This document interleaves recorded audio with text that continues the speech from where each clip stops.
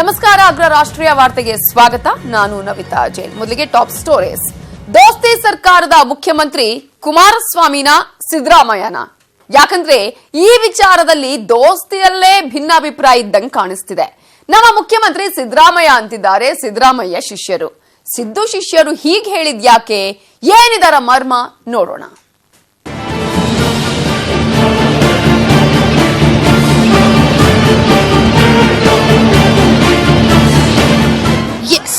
ದೋಸ್ತಿ ಸರ್ಕಾರದಲ್ಲಿ ಸಿದ್ದರಾಮಯ್ಯ ಸಮನ್ವಯ ಸಮಿತಿ ಅಧ್ಯಕ್ಷರಾಗಿರಬಹುದು.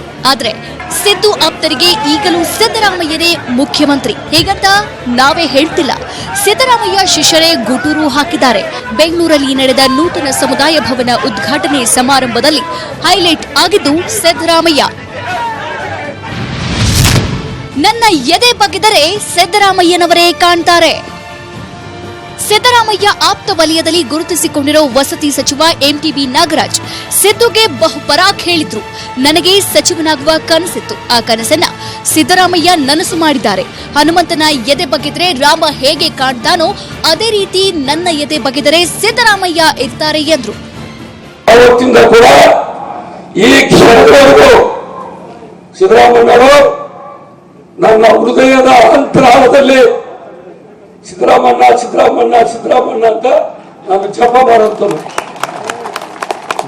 ನಾನು ಸ್ವಲ್ಪ ಕೋಪ ಬಂದಾಗ ಮಾತನಾಡ್ತೀನಿ ಅಷ್ಟೇ, ಇಲ್ಲೇನು ಇಲ್ಲ. ನನ್ನ ಹೃದಯ ಬಗೆದ್ರೆ ಆಂಜನೇಯ ಹೇಳ್ತಿದ್ದಲ್ಲ ರಾಮ ರಾಮ ರಾಮ ಅಂತ ಹೇಳ್ತಾ, ನಾವಾಗೆ ಸಿದ್ದರಾಮಣ್ಣ ಸಿದ್ದರಾಮಣ್ಣ ಸಿದ್ದರಾಮಣ್ಣ. ಕೆಲವರು ಮಗ ಸೊಸೆಗೆ ಮಾತ್ರ ಅವಕಾಶ ಕೊಡ್ತಾರೆ. ಸಿದ್ದರಾಮಯ್ಯ ಎಲ್ಲಾ ಸಮುದಾಯದವರಿಗೆ ಅವಕಾಶ ನೀಡ್ತಾರೆ. ಗುರುವನ್ನು ಹಾಡಿ ಹೊಗಳಿದ ಎಸ್ಟಿ ಸೋಮಶೇಖರ್. ಯಶವಂತಪುರ ಶಾಸಕ ಎಸ್ಟಿ ಸೋಮಶೇಖರ್ ಗುರು ಸಿದ್ದರಾಮಯ್ಯನ ಹಾಡಿ ಹೊಗಳಿದ್ರು. ಜೆಡಿಎಸ್ಗೆ ಪರೋಕ್ಷವಾಗಿ ಟಾಂಗ್ ಕೊಟ್ಟ ಸೋಮಶೇಖರ್ ಸಿದ್ದರಾಮಯ್ಯನೇ ನಮ್ಮ ನಾಯಕರು ಎಂದ್ರು. ಸಿದ್ದರಾಮಯ್ಯ ವಿರುದ್ಧ ಒಳಸಂಚು ಮಾಡಿ ಸೋಲಿಸಿದ್ರು ಅಂತ ಪರೋಕ್ಷವಾಗಿ ಜೆಡಿಎಸ್ ನಾಯಕರ ಮೇಲೆ ಕಿಡಿಕಾರಿದ್ರು. ಇವತ್ತು ಎಲ್ಲ ಜಾತಿ ಸಮುದಾಯದವರಿಗೆ ಇವತ್ತು ಏನು ನಮ್ಮ 23 ಜನ ಮಂತ್ರಿಗಳಿದ್ದಾರೆ, ನೀವೆಲ್ಲ ನೋಡಿ ಜಾತಿ ಸಮುದಾಯದವ್ರನ್ನ ಉಪ್ಪಾರಿಂದ ಹಿಡಿದು ಬೋವಿಯಿಂದ ಹಿಡಿದು ಯಾರಿಗೆ ರಾಜಕೀಯದಲ್ಲಿ ಶಕ್ತಿಯನ್ನ ಕೊಡೋದಿಲ್ವೋ ಅಂತವರಿಗೆ ಶಕ್ತಿಯನ್ನ ಕೊಡಿಸ್ತಕ್ಕಂತ ಅವರಿಗೆ ಮಂತ್ರಿ ಪದವಿಯನ್ನ ಕೊಡುವ ಮುಖಾಂತರ ಆ ಜಾತಿ ಸಮುದಾಯದವರಿಗೆ ಅನುಕೂಲ ಆಗ್ಲಿ ಅಂತಕ್ಕಂಥ ದೃಷ್ಟಿಯನ್ನ ಯೋಚನೆಯನ್ನ ಮಾಡತಕ್ಕಂಥ ಶಕ್ತಿ ಇರ್ತಕ್ಕಂಥ ಅವರು ಕರ್ನಾಟಕದಲ್ಲಿ ಹೇಳ್ತೇನೆ, ಸಿದ್ದರಾಮಯ್ಯನವರು ಹೊರತುಪಡಿಸಿ ಇನ್ನು ಯಾವ ಮಂತ್ರಿಗಳು ಯಾವ ಲೀಡರ್ಗಳು ಇಲ್ಲ ಅಂತಕ್ಕಂಥದ್ದನ್ನ ಈ ಸಂದರ್ಭದಲ್ಲಿ ಹೇಳಲಿಕ್ಕೆ ಬಯಸ್ತೇನೆ. ಸಿದ್ದರಾಮಯ್ಯ ನಿಜವಾದ ಮಣ್ಣಿನ ಮಗ. ಜೆಡಿಎಸ್ ಕಿಚಾಯಿಸಿದ ಎಚ್ಎಂ ರೇವಣ್ಣ. ಸಮಾಜದ ಎಲ್ಲಾ ಸಮುದಾಯಗಳ ನಾಯಕ ಸಿದ್ದರಾಮಯ್ಯ. ಲಿಂಗಾಯತ ಒಕ್ಕಲಿಗ ಸಮುದಾಯಕ್ಕೂ ಹೆಚ್ಚಿನ ಕೊಡುಗೆ ನೀಡಿದ್ದಾರೆ. ಕೆಂಪೇಗೌಡ ಅಭಿವೃದ್ಧಿ ಪ್ರಾಧಿಕಾರ ರಚನೆಯನ್ನ ಯಾವುದೇ ಮಣ್ಣಿನ ಮಕ್ಕಳು ಮಾಡಿಲ್ಲ ಅಂತ ಮಾಜಿ ಸಚಿವ ಎಚ್ಎಂ ರೇವಣ್ಣ ಪರೋಕ್ಷವಾಗಿ ದೇವೇಗೌಡರನ್ನ ಕಿಚಾಯಿಸಿದ್ರು. ಯಾರು ಏನೇ ಹೇಳಿದ್ರು ಸಿದ್ದರಾಮಯ್ಯನೇ ನಮ್ಮ ನಾಯಕ. ಇನ್ನು ಭ್ರಷ್ಟಾಚಾರ ಆರೋಪ ಎದುರಿಸುತ್ತಿರುವ ಸಚಿವ ಪುಟ್ಟರಂಗ ಶೆಟ್ಟಿ ಯಾರು ಏನೇ ಹೇಳಿದ್ರು ಸಿದ್ದರಾಮಯ್ಯನೇ ನಮ್ಮ ನಾಯಕ, ನಮ್ಮ ಕಷ್ಟ ಏನೇ ಇದ್ರೂ ಅವರ ಬಳಿಯೇ ಹೋಗ್ತೇವೆ ಅಂತ ಹೇಳಿದ್ರು. ಇನ್ನೂ 5 ವರ್ಷ ಅಧಿಕಾರ ಸಿಕ್ಕಿದ್ರೆ ಹೆಚ್ಚು ಅಭಿವೃದ್ಧಿ ಮಾಡ್ತಿದ್ದೆ.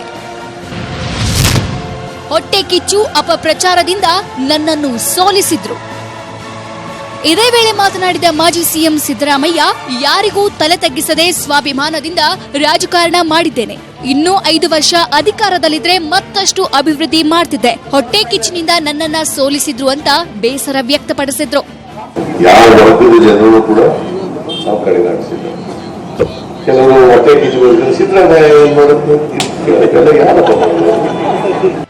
ಒಟ್ಟಾರೆ ಇಂದಿನ ಬೆಳವಣಿಗೆ ನೋಡಿದ್ರೆ ಶಿಷ್ಯರನ್ನ ಮುಂದೆ ಬಿಟ್ಟು ಸಿದ್ದರಾಮಯ್ಯ ಮತ್ತೊಂದು ಆಟ ಶುರು ಮಾಡಿದ್ರ ಎಂಬ ಅನುಮಾನ ಮೂಡಿದೆ. Bureau report, news 18 Kannada. ಇವೆಲ್ಲವೂ ನಾಳೆ ಯಾವೆಲ್ಲ ಬೆಳವಣಿಗೆಗಳಿಗೆ ಕಾರಣ ಆಗತ್ತೆ ಅನ್ನೋದನ್ನ ನೋಡಬೇಕು. ಇನ್ನು ಮಾಜಿ ಸಿಎಂ ಸಿದ್ದರಾಮಯ್ಯ ವಿರುದ್ಧ ಬಿಜೆಪಿ ಶಾಸಕ ಕೆಎಸ್ ಈಶ್ವರಪ್ಪ ಗುಡುಗಿದ್ದಾರೆ. ಕಾಂಗ್ರೆಸ್ನದ್ದು ಲಫಂಗ ರಾಜಕಾರಣ. ಸಿದ್ದರಾಮಯ್ಯ ಮಾತನಾಡುವಾಗ ನಾಲಿಗೆ ಬಿಗಿ ಹಿಡಿದು ಮಾತನಾಡಬೇಕು ಅಂತ ಕಿಡಿಕಾರಿದ್ದಾರೆ. ಕಾಗಿನೆಲೆ ಮಠದ ಸಂಬಂಧವೂ ಸಿದ್ದು ವಿರುದ್ಧ ಕೆಂಡ ಕಾರಿದ್ದಾರೆ. ಉಡಾಫಿ ಮಾತು ಹೇಳೋದ್ರಲ್ಲಿ, ರಾಜ್ಯದಲ್ಲಿ ಈ ರೀತಿ ಸುಳ್ಳು ಹೇಳೋದ್ರಲ್ಲಿ, ಲಫಂಗ ರಾಜಕಾರಣ ಮಾಡೋದ್ರಲ್ಲಿ ಸಿದ್ದರಾಮಯ್ಯ ನೇತೃತ್ವದ ಕಾಂಗ್ರೆಸ್ ಮಾಡ್ತಾ ಇದೀವಿನ ಬಿಜೆಪಿ ನಾವು ಯಾವ ದಿಕ್ಕಲ್ಲೂ ಮಾಡ್ತಿಲ್ಲ. ಇದು ಸ್ಪಷ್ಟವಾಗಿ ಹೇಳ್ತೀನಿ. ಸಿದ್ದರಾಮಯ್ಯ ಹೇಳ್ಬೇಕಾದ್ರೆ ನಾಲ್ಗೆ ಬಿಗಿ ಮಾತು ಹಿಡ್ಕೊಂಡು ನಮ್ಮ ಮೋದಿ ಬಗ್ಗೆ, ಯಡಿಯೂರಪ್ಪನವ್ರ ಬಗ್ಗೆ ಮಾತಾಡ್ಬೇಕಾದ್ರೆ ಇನ್ನು ಸರ್ ಮಾತಾಡಲಿ, ಇಲ್ಲಾಂದ್ರೆ ನನಗೂ ಆ ಭಾಷೆ ಬರುತ್ತೆ. ನಾನು ಅದೇ ಜಾತಿಯನ್ನು. ಸಿದ್ದರಾಮಯ್ಯನವರು ಅವ್ರ ಕುರುಬರ ನಾಯಕರು ಅಂತ ಹೇಳ್ಕೊಂತಾರೆ, ನಾನು ಅದಕ್ಕೆ ಎಂಡರ್ಸ್ ಮಾಡ್ತೀನಿ. ನಾನು ಕುರುಬ ನಾಯಕ ಅಲ್ಲ, ನಾನು ಹಿಂದೂ ನಾಯಕ. ಲೋಕಸಭೆ ಚುನಾವಣೆ ಹತ್ತಿರ ಆಗ್ತಾ ಇದ್ದಂತೆ ಈಗ ಬಿಜೆಪಿ ಫುಲ್ ಅಲರ್ಟ್ ಆಗ್ಬಿಟ್ಟಿದೆ. ಆಪರೇಷನ್ ಕಮಲದಲ್ಲೇ ಬ್ಯುಸಿ ಆಗಿದ್ದಂತಹ ಬಿಜೆಪಿ ನಾಯಕರು ಈಗ ಫೀಲ್ಡ್ಗೆ ಇಳಿದು ಬರ ಪರಿಶೀಲನೆ ಮಾಡ್ತಿದ್ದಾರೆ. ಬಿಜೆಪಿಯ ಬರ ಪರಿಶೀಲನೆ ಹೈ ಡ್ರಾಮಾ ಅಂತ ಹೇಳ್ತಾ ಇದೆ ಜೆಡಿಎಸ್. ಆಪರೇಷನ್ ಕಮಲ ಟಸ್ ಬಿಜೆಪಿ ಅಲರ್ಟ್. ರಾಜ್ಯದಾದ್ಯಂತ ಬರಪೀಡಿತ ಪ್ರದೇಶಗಳ ಅಧ್ಯಯನ. ಆಪರೇಷನ್ ಕಮಲ ಬಿಟ್ಟು ಲೋಕಸಭೆ ಚುನಾವಣೆಗೆ ತಯಾರಿ ಆರಂಭಿಸಿರುವ ಬಿಜೆಪಿ ರೈತರ ಮನಗೆಲ್ಲೋಕೆ ಬರ ಪರಿಶೀಲನೆಯಲ್ಲಿ ತೊಡಗಿದ್ದಾರೆ. ಬಿಜೆಪಿ ರಾಜ್ಯಾಧ್ಯಕ್ಷ ಬಿಎಸ್ ಯಡಿಯೂರಪ್ಪ ಚಿತ್ರದುರ್ಗದ ಹಿರಿಯೂರಿನಲ್ಲಿ ಬರಕ್ಕೆ ತುತ್ತಾದ ಜಮೀನಿಗೆ ಭೇಟಿಯನ್ನ ನೀಡಿ ಬೆಳೆ ಪರಿಶೀಲನೆಯನ್ನ ಮಾಡಿತು. ಬಿಎಸ್ವೈಗೆ ಶಾಸಕ ಜಿಎಚ್ ತಿಪ್ಪಾರೆಡ್ಡಿ, ಶಾಸಕಿ ಪೂರ್ಣಿಮಾ ಶ್ರೀನಿವಾಸ್, ಎಂಎಲ್ಸಿ ಎನ್ ರವಿಕುಮಾರ್ ಸಾಥ್ ನೀಡಿದ್ರು. ಬಳಿಕ ಜಿಲ್ಲಾಧಿಕಾರಿ ಕಚೇರಿಯಲ್ಲಿ ಸಭೆಯನ್ನ ಮಾಡಿದಂತ ಯಡಿಯೂರಪ್ಪ ಕೆಲಸ ಮಾಡಿದ ಅಧಿಕಾರಿಗಳಿಗೆ ಕ್ಲಾಸ್ ತಗೊಂಡ್ರು. ಅಲ್ಲರೇ, ಈಗ ಘಟನೆ ಆಗಿ 23-24 ದಿವಸ ಆಗಿದೆ. ಏನ್ ನಿಮ್ ತಲೆ ಸಂಗ್ರಹ ಮಾಡೋದು, ಮಾಹಿತಿ ಕಲೆಕ್ಟ್ ಮಾಡೋವಂಥದ್ದು? 24 ಗಂಟೆ ಆತ್ಮಹತ್ಯೆ ಆದ ತಕ್ಷಣ DC ಅಥವಾ ನಿಮ್ಮ ಕಡೆಯವ್ರು ಯಾರಾದರೂ ಸ್ಪಾಟ್ಗೆ ಹೋಗ್ಬೇಕಾಗಿತ್ತು, ಅವರು ಧೈರ್ಯ ಹೇಳ್ಬೇಕಾಗಿತ್ತು. ಮಾಹಿತಿಗಳು ತಗೊಂಡು ನಿಮ್ಮ ತಹಸೀಲ್ದಾರ್ ಕತ್ತೆ ಕಾಯ್ತಾನಲ್ಲಿ. ಬಳಿಕ ತುಮಕೂರಿನ ಶಿರಾದಲ್ಲಿ ಬರ ಪರಿಶೀಲನೆ ಮಾಡಿದ ಬಿಎಸ್ವೈ ಮೈತ್ರಿ ಸರ್ಕಾರದ ವಿರುದ್ಧ ಹರಿಹಾಯ್ತು. 5 ಜಿಲ್ಲೆಗಳಲ್ಲಿ ಬರಗಾಲ ವೀಕ್ಷಣೆಯನ್ನು ಮಾಡಿಕೊಂಡು ಇವತ್ತೀಗ ತುಮಕೂರು ಜಿಲ್ಲೆಗೆ ನಾನು ಬಂದಿದ್ದೇನೆ. ಚಿತ್ರದುರ್ಗ ಜಿಲ್ಲೆಯಲ್ಲಿ ಬಾಳೆ ತೋಟ, ತೆಂಗಿನ ತೋಟ, ದ್ರಾಕ್ಷಿ, ದಾಳಿಂಬೆ ತೋಟ ಸಂಪೂರ್ಣ ನಾಶ ಆಗಿರೋದು. ಇಲ್ಲಿ ತಾನೇ ಇಲ್ಲಿ ನೋಡ್ತಾ ಇರ್ಬೇಕಾದ್ರೆ ಅಡಿಕೆ ತೋಟ ಸಂಪೂರ್ಣ ನಾಶ ಆಗಿರೋದು. ಕಳೆದ 25-30 ವರ್ಷದಿಂದ ಮಕ್ಕಳನ್ನು ಸಾಕಿರೋ ರೈತ ಇವತ್ತು ಬೀದಿ ಪಾಲಾಗಿದ್ದಾನೆ. ಈ ಬರಗಾಲವನ್ನು ಎದುರಿಸೋದ್ರಲ್ಲಿ ಸರ್ಕಾರ ಸಂಪೂರ್ಣ ವಿಫಲ ಆಗಿದೆ. ಸಂಪೂರ್ಣ ಕುಂಭಕರ್ಣ ನಿದ್ರೆಯಲ್ಲಿದೆ. ಮಾಜಿ ಡಿಸಿಎಂ ಕೆಎಸ್ ಈಶ್ವರಪ್ಪ ವಿಜಯಪುರದ ಬಸವನ ಬಾಗೇವಾಡಿಯಲ್ಲಿ ಬರ ಪರಿಶೀಲನೆಯನ್ನ ಮಾಡಿದ್ರು. ಈ ವೇಳೆ ಕಾಟಾಚಾರದ ಬರ ಪರಿಶೀಲನೆ ಅಂತ ರೈತ ಮುಖಂಡರು ಈಶ್ವರಪ್ಪಗೆ ಕ್ಲಾಸ್ ತಕೊಂಡ್ರು. ಕೆಲ ಹೊತ್ತು ವಾಗ್ವಾದ ಕೂಡ ನಡೆಯಿತು. ಬಳಿಕ ಬಿಜೆಪಿ ಮುಖಂಡರು ಈಶ್ವರಪ್ಪರನ್ನ ಸಮಾಧಾನ ಮಾಡಿ ಸ್ಥಳದಿಂದ ಕರೆದೊಯ್ದರು. ನಾನು ಅದಕ್ಕೋಸ್ಕರ ಹೇಳ್ತಿರೋದು ಮುಖ್ಯಮಂತ್ರಿಗಳಿಗೆ, ನೀವು ನಿಮ್ಮ ಸಚಿವ ಸಂಪುಟದ ಸದಸ್ಯರು ಎಲ್ಲ ಜಿಲ್ಲೆಗಳಿಗೂ ಹೋದರೆ ಆವಾಗ ನಿಮಗೆ ಬರಪೀಡಿತ ಪ್ರದೇಶಗಳ ಪರಿಸ್ಥಿತಿ ಅರ್ಥ ಆಗುತ್ತೆ. ಈ ದಿಕ್ಕಿನಲ್ಲಿ ತಕ್ಷಣ ಹೋಗಿ ಬನ್ನಿ ಅಂತ ಒತ್ತಾಯ ಮಾಡ್ತೇನೆ. ಇನ್ನು ಕಲಬುರಗಿಯ ಸೇಡಂ, ಚಿತ್ತಾಪುರದಲ್ಲಿ ಬಿಜೆಪಿಯ ಶಾಸಕ ಶ್ರೀರಾಮುಲು ಬರ ಪರಿಶೀಲನೆಯನ್ನ ನಡೆಸಿದರು. ಬಿಜೆಪಿ ಬರ ಪರಿಶೀಲನೆಗೆ ಹೊರಟ್ಟಿ ವ್ಯಂಗ್ಯ. ಇದು ಬಿಜೆಪಿಯ ಹೈಡ್ರಾಮಾ ಎಂದು ಕಿಡಿ. ಇನ್ನು ಬಿಜೆಪಿ ಬರ ಪರಿಶೀಲನೆಗೆ ಮಾಜಿ ಸಭಾಪತಿ ಬಸವರಾಜ ಹೊರಟ್ಟಿ ವ್ಯಂಗ್ಯವಾಡಿದ್ರು. ಬಿಜೆಪಿ ಬರ ಪರಿಶೀಲನೆ ಹೆಸರಲ್ಲಿ ಹೈಡ್ರಾಮಾ ಮಾಡ್ತಿದೆ ಅಂತ ಕಿಡಿಕಾರಿದ್ರು. ಸದ್ಯ ರಾಜ್ಯ ಬಿಜೆಪಿ ಬರ ಪರಿಶೀಲನೆ ವರದಿಯನ್ನ ಬಜೆಟ್ ಅಧಿವೇಶನದಲ್ಲಿ ಪ್ರಸ್ತಾಪಿಸಿ ಮೈತ್ರಿ ಸರ್ಕಾರವನ್ನ ಮತ್ತಷ್ಟು ಇಕ್ಕಟ್ಟಿನಲ್ಲಿ ಸಿಲುಕಿಸೋಕೆ ಪ್ಲಾನ್ ಅನ್ನ ಮಾಡಿಕೊಳ್ತಾ ಇದೆ. ಆದರೆ ಇದಕ್ಕೆ ಮೈತ್ರಿ ಸರ್ಕಾರ ಯಾವ ದಾಳವನ್ನ ಉರುಳಿಸುತ್ತೋ ಕಾದು ನೋಡಬೇಕಾಗಿದೆ. Bureau report, news 18 Kannada. ಇನ್ನೊಂದು ಕಡೆ ಲೋಕಸಭೆ ಚುನಾವಣೆಗೆ ಜೆಡಿಎಸ್ ಕೂಡ ತಾಲೀಮು ಆರಂಭ ಮಾಡಿದೆ. ಇವತ್ತು ಜೆಡಿಎಸ್ ರಾಷ್ಟ್ರೀಯ ಅಧ್ಯಕ್ಷ ಎಚ್.ಡಿ. ದೇವೇಗೌಡರ ನೇತೃತ್ವದಲ್ಲಿ ಪಕ್ಷದ ಅಭ್ಯರ್ಥಿಗಳ ಆಯ್ಕೆ ಕುರಿತಂತೆ ಸಭೆ ನಡೆಸಲಾಯಿತು. ಸಭೆ ಬಳಿಕ ಮಾತನಾಡಿದ ದೇವೇಗೌಡ, ಲೋಕಸಭೆ ಚುನಾವಣೆಯ ಟಿಕೆಟ್ ಹಂಚಿಕೆ ಬಗ್ಗೆ ಜೆಡಿಎಸ್ ಆಗಲಿ ಕಾಂಗ್ರೆಸ್ ಪಕ್ಷವಾಗಲಿ ಚರ್ಚೆ ಮಾಡಿಲ್ಲ. ಕ್ಷೇತ್ರದಲ್ಲಿ ಅಭ್ಯರ್ಥಿಗಳನ್ನ ಆಯ್ಕೆ ಮಾಡೋದು, ಚುನಾವಣೆ ನಡೆಸುವ ಬಗ್ಗೆ ಚರ್ಚೆ ಮಾಡಲಾಗಿದೆ ಅಂತ ಮಾಹಿತಿ ನೀಡಿದ್ರು. ಇನ್ನು ಬೆಂಗಳೂರು ಉತ್ತರ ಕ್ಷೇತ್ರದಿಂದ ಸ್ಪರ್ಧೆಯ ವಿಚಾರಕ್ಕೆ ಸಂಬಂಧಪಟ್ಟಂತೆ ಮಾತನಾಡಿದ ದೇವೇಗೌಡರು, ಈಗ ಚರ್ಚೆ ಬೇಡ, ಅದೆಲ್ಲ ಮುಂದೆ ನೋಡೋಣ ಅಂದ್ರು.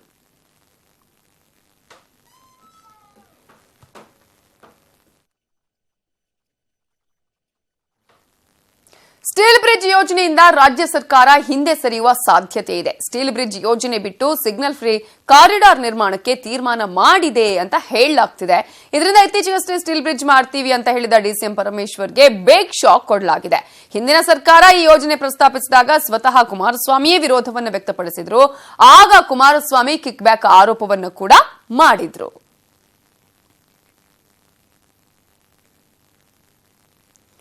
ಸುಳ್ವಾಡಿ ಮಾರಮ್ಮ ವಿಷಪ್ರಸಾದ ದುರಂತದ ಬೆನ್ನಲ್ಲೇ ಘಟಿಸಿದ ಮತ್ತೊಂದು ದುರಂತ ಅದು. ಗಂಗಮ್ಮನ ಪ್ರಸಾದ ತಿಂದು ಸಾವನ್ನಪ್ಪಿದವರ ಸಂಖ್ಯೆ 2ಕ್ಕೆ ಏರಿಕೆಯಾಗಿದೆ. ಒಂದೇ ಕುಟುಂಬದ 5 ಸಾವು ಬದುಕಿನ ನಡುವೆ ಈಗಾಗಲೇ 5 ಹೋರಾಟ ಮಾಡ್ತಿದ್ದಾರೆ. ದುರಂತದಲ್ಲಿ ಸಾವನ್ನಪ್ಪಿದ ಕುಟುಂಬ ಕೊನೆ ಗಳಿಗೆಯಲ್ಲಿ ಆಸ್ಪತ್ರೆಯ ಬಿಲ್ ಕಟ್ಟೋದಕ್ಕೂ ಪರದಾಡಬೇಕಾಯಿತು.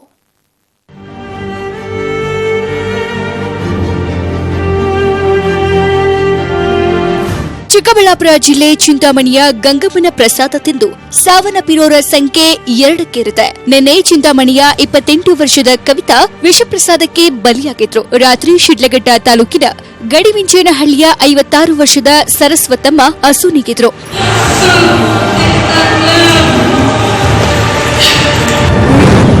ಕುಟುಂಬಸ್ಥರಿಗೆ ಕವಿತಾ ಮೃತದೇಹ ಹಸ್ತಾಂತರ. ಬಿಲ್ ಕಟ್ಟಲಾಗದೆ ಸರಸ್ವತಮ್ಮ ಕುಟುಂಬದ ಕಣ್ಣೀರು. ಕೋಲಾರದ ಆರ್ಎಲ್ ಜಾಲಪ್ಪ ಆಸ್ಪತ್ರೆಯಲ್ಲಿ ನಿನ್ನೆ ಸಾವನ್ನಪ್ಪಿದ ಕವಿತಾ ಮೃತದೇಹದ ಮರಣೋತ್ತರ ಪರೀಕ್ಷೆಯನ್ನ ನಡೆಸಿ ಮೃತದೇಹವನ್ನ ಹಸ್ತಾಂತರ ಮಾಡಲಾಯಿತು. ಚಿಂತಾಮಣಿಗೆ ಶವ ಬರ್ತಿದ್ದಂತೆ ಸಂಬಂಧಿಕರ ಆಕ್ರಂದನ ಮುಗಿಲು ಮುಟ್ಟಿತು. ಬಳಿಕ ಕುಟುಂಬಸ್ಥರು ಅಂತ್ಯ ಸಂಸ್ಕಾರ ಮಾಡಿದ್ರು.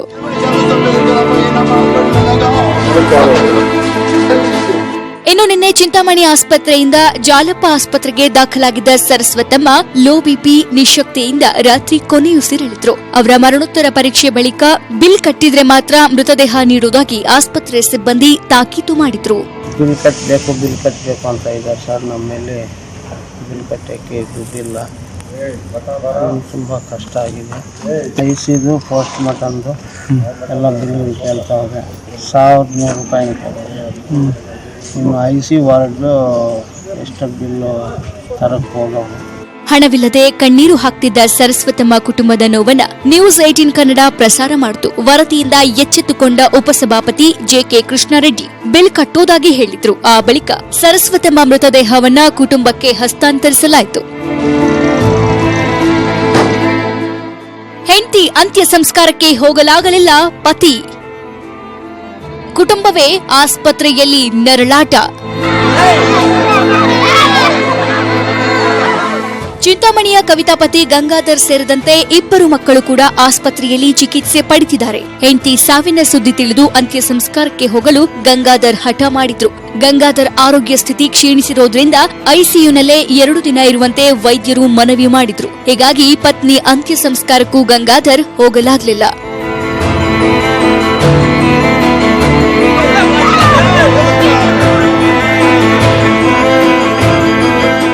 ಸದ್ಯ ಗಂಗಾಧರ್ ಸೇರಿದಂತೆ ಮಕ್ಕಳಾದ ಗಾನವಿ, ಚರಿತಾ ಆರೋಗ್ಯದಲ್ಲಿ ಚೇತರಿಕೆಯಾಗಿದೆ. ಗಂಗಾಧರ್ ಸೋದರ ರಾಜ ಮತ್ತು ಪತ್ನಿ ರಾಧಾ ಕೂಡ ಗುಣಮುಖರಾಗ್ತಿದ್ದಾರೆ. ಒಂದೇ ಕುಟುಂಬದ 5 ಸಾವಿನ ದವಡೆಯಿಂದ ಪಾರಾಗಿದ್ದಾರೆ. ಇನ್ನು ಇಷ್ಟೆಲ್ಲ ದುರಂತಕ್ಕೆ ಕಾರಣ ಫುಡ್ ಪಾಯ್ಸನ್ ಅಂತ ಹೇಳಲಾಗ್ತಿದೆ. 5 ಜನದಲ್ಲಿ 5 ಜನನು ಗುಣಮುಖರಾಗೋ ಹಂತದಲ್ಲಿದ್ದಾರೆ. ಒಬ್ಬರು ಮಾತ್ರ ಒಂದು ಸ್ವಲ್ಪ ಮೂತ್ರದ ಔಟ್ಪುಟ್ ಕಡಿಮೆ ಇದೆ. ಅವ್ರೊಂದು ಸ್ವಲ್ಪ ಟ್ರೀಟ್ಮೆಂಟ್ ಕ್ಲೋಸ್ ಆಗಿ ಅಬ್ಸರ್ವ್ ಮಾಡಿ ಕೊಡಬೇಕಾಗುತ್ತೆ. ಅದನ್ನ ಕೊಡ್ತಾ ಇದ್ದಾರೆ. ಅತ್ತ ಚಿಂತಾಮಣಿ ಪೊಲೀಸರು ವಶಕ್ಕೆ ಲಕ್ಷ್ಮಿ ಮತ್ತು ಅಮರಾವತಿಯನ್ನ ವಿಚಾರಣೆ ಮಾಡ್ತಿದ್ದಾರೆ. ಇದುವರೆಗೂ 12 ಮಂದಿಯನ್ನ ವಿಚಾರಣೆ ಮಾಡಲಾಗಿದೆ. ಮೇಲ್ನೋಟಕ್ಕೆ ಈ ದುರಂತ ಫುಡ್ ಪಾಯ್ಸನ್ ಇಂದಾಗಿದೆ ಎನ್ನಲಾಗ್ತಿದೆ. ಆದ್ರೆ ಎಫ್ಎಸ್ಎಲ್ ವರದಿಯಿಂದ ಸತ್ಯ ಗೊತ್ತಾಗಲಿದೆ.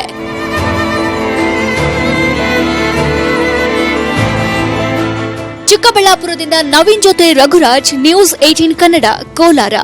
ಕೇಂದ್ರ ಸಚಿವ ಅನಂತಕುಮಾರ್ ಹೆಗಡೆ ಮತ್ತೆ ತಮ್ಮ ನಾಲಿಗೆಯನ್ನ ಹರಿಬಿಟ್ಟಿದ್ದಾರೆ. ಹಿಂದೂ ಹೆಣ್ಣು ಮಕ್ಕಳನ್ನ ಮುಟ್ಟಿದ್ರೆ ಅವರ ಕೈ ಕತ್ತರಿಸಬೇಕು ಅಂತ ಹೇಳಿದ್ದಾರೆ. ತಾಜ್ ಮಹಲ್ ಬಗ್ಗೆ ಬರೆದಿರುವ ಇತಿಹಾಸ ತಪ್ಪಾಗಿದೆ, ಅದರಿಂದ ಪೌರುಷ ಇದ್ದವರು ಇತಿಹಾಸ ಬರೀಬೇಕು ಅಂತ ಹೇಳಿದ್ದಾರೆ. ಈ ದೇವಸ್ಥಾನದ ಅಭಿವೃದ್ಧಿಯೊಂದಿಗೆ ನಮ್ಮ ಮಾನಸಿಕತೆಯ ಮೂಲಭೂತ ಯೋಚನೆಯಲ್ಲಿಯೂ ಕೂಡ ಬದಲಾವಣೆ ಆಗಬೇಕು. ನಮ್ಮ ಸುತ್ತಮುತ್ತಲ ಸಮಾಜದ ಆಗುಹೋಗುಗಳನ್ನ ನಾವು ಒಟ್ಟಾರೆ ಗಮನಿಸಬೇಕು. ಅದು ಯಾವ ಸಮಾಜ, ಅಲ್ಲಿ ಏನಾಯ್ತು, ಯಾವ ಹುಡುಗಿಯನ್ನು ಹಾರಿಸ್ಕೊಂಡೋದ್ರು, ಅದು ಯಾವ ಜಾತಿಯ ಪ್ರಶ್ನೆ ಇಲ್ಲ. ಹಿಂದೂ ಹುಡುಗಿಯ ಮೈ ಮುಟ್ಟಿದಾನಂತಂದ್ರೆ ಬಹುತೇಕ ಅಕ್ಕೈ ಇರಬಾರದಲ್ಲಿ.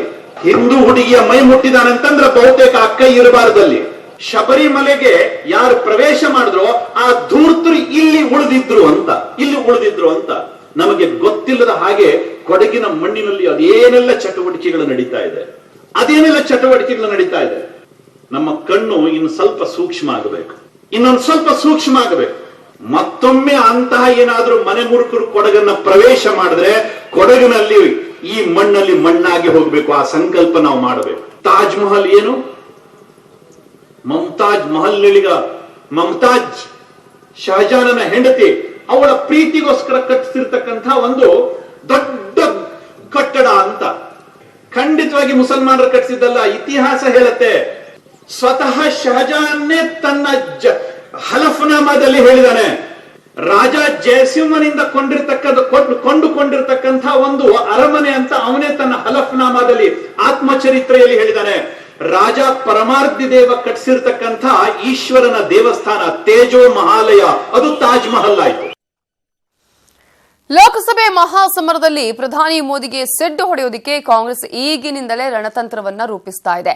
ಮಹಾಘಟಬಂಧನ್ ರಚಿಸಿ ಬಿಜೆಪಿ ಕಟ್ಟಿಹಾಕುವ ಉತ್ಸಾಹದಲ್ಲಿರುವ ಕಾಂಗ್ರೆಸ್ ಹೊಸ ದಾಳ ಉರುಳಿಸೋಕೆ ಸಿದ್ಧವಾಗಿದೆ. ಪ್ರಿಯಾಂಕಾ ಗಾಂಧಿ ರಾಜಕೀಯ ಪ್ರವೇಶಕ್ಕೆ ಮುಹೂರ್ತ ಫಿಕ್ಸ್ ಮಾಡಿರೋ ಕಾಂಗ್ರೆಸ್ ಹೊಸ ಅಸ್ತ್ರ ಪ್ರಯೋಗಿಸೋದಕ್ಕೆ ರೆಡಿಯಾಗಿದೆ. ಹಾಗಾದ್ರೆ ಕಾಂಗ್ರೆಸ್ನ ಹೊಸ ಅಸ್ತ್ರ ಏನು? ಪ್ರಿಯಾಂಕಾ ರಾಜಕೀಯ ಪ್ರವೇಶಕ್ಕೆ ಮುಹೂರ್ತ ಫಿಕ್ಸ್. ಫೆಬ್ರವರಿ 4ಕ್ಕೆ ಜೂನಿಯರ್ ಇಂದಿರಾ ಅಧಿಕೃತ ಎಂಟ್ರಿ. ಎಸ್, ಲೋಕಸಭೆ ಚುನಾವಣೆ ಗೆಲುವಿಗೆ ರಣತಂತ್ರ ರೂಪಿಸಿರುವ ಕಾಂಗ್ರೆಸ್ ಪ್ರಿಯಾಂಕಾ ಮುಖಾಂತರ ಕೌಂಟರ್ ಕೊಡೋದಕ್ಕೆ ಸಜ್ಜಾಗಿದೆ. ಜೂನಿಯರ್ ಇಂದಿರಾ ಅಂತಾನೆ ಬಿಂಬಿತವಾಗಿರುವ ಪ್ರಿಯಾಂಕಾ ಗಾಂಧಿ ಈಗ ಫುಲ್ ಟೈಮ್ ಪಾಲಿಟಿಕ್ಸ್ ಎಂಟ್ರಿಗೆ ವೇದಿಕೆ ಸಿದ್ಧವಾಗಿದೆ. ಫೆಬ್ರವರಿ 4ರಂದು ಪ್ರಿಯಾಂಕಾ ರಾಜಕೀಯ ಪ್ರವೇಶ ಫಿಕ್ಸ್ ಅಂತಿವೆ ಕಾಂಗ್ರೆಸ್ ಮೂಲಗಳು. ಕಾಂಗ್ರೆಸ್ಗೆ ಸಾಫ್ಟ್ ಹಿಂದುತ್ವ ಟ್ರಂಪ್ ಕಾರ್ಡ್. ಕುಂಭಮೇಳದಿಂದಲೇ ಪ್ರಿಯಾಂಕಾ ಅಖಾಡಕ್ಕೆ ಎಂಟ್ರಿ. ಹಿಂದುತ್ವಕ್ಕೆ ಹಿಂದುತ್ವದಿಂದಲೇ ಸೆಡ್ಡು ಹೊಡೆಯಲು ನಿರ್ಧರಿಸಿರೋ ಕಾಂಗ್ರೆಸ್ ಕುಂಭಮೇಳದಿಂದಲೇ ಅಖಾಡಕ್ಕೆ ಎಂಟ್ರಿ ಕೊಡಲು ಸಜ್ಜಾಗಿದೆ. ಫೆಬ್ರವರಿ 4ರಂದು ಪ್ರಿಯಾಂಕಾ ಹಾಗೂ ರಾಹುಲ್ ಗಾಂಧಿ ಕುಂಭಮೇಳದಲ್ಲಿ ಭಾಗಿಯಾಗಲಿದ್ದಾರೆ. ಫೆಬ್ರವರಿ 4ರಂದು ಮೌನಿ ಅಮಾವಾಸ್ಯೆ ಇದ್ದು 2ನೇ ಶಾಹಿ ಸ್ನಾನ ನಡೆಯುತ್ತೆ. ಅವತ್ತೇ ಪ್ರಿಯಾಂಕಾ ಮತ್ತು ರಾಹುಲ್ ಗಂಗೆಯಲ್ಲಿ ಸ್ನಾನ ಮಾಡಲಿದ್ದಾರೆ. ಒಂದು ವೇಳೆ ಅಂದು ಸಾಧ್ಯವಾಗದಿದ್ರೆ ಫೆಬ್ರವರಿ 10ರಂದು 3ನೇ ಶಾಹಿ ಸ್ನಾನ ಮಾಡಲಿದ್ದಾರೆ. ಗಂಗಾ ಸ್ನಾನ ಮಾಡಿದ ದಿನವೇ ರಾಜಕೀಯ ಪ್ರವೇಶವನ್ನ ಬಹಿರಂಗವಾಗಿ ಘೋಷಿಸೋ ಸಾಧ್ಯತೆ ಇದೆ.